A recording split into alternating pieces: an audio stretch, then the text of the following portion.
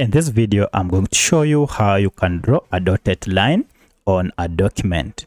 If you find this video helpful, I'll kindly request that you support me by liking the video and also by subscribing to my channel. Alright, as you can see here, I have here this continuous dotted line that I've just inserted. So let me show you how I just did that.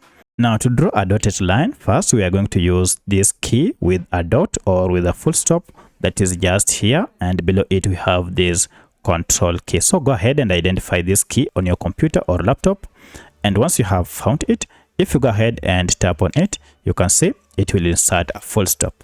So if you want to make this continuous dotted line, go ahead and just tap several times on it, and then this will go ahead and draw the dotted line on your document. So do it until you feel it is enough or it is long enough, and then once you get to the end, you can just stop it at that. If you want to shorten it, you can just delete some dots, and that is it. So that's how you can draw a dotted line on a document using the keyboard on your computer or laptop. If you have any other question, kindly let me know in the comment section. Otherwise, thanks for watching, and let's meet in the next video.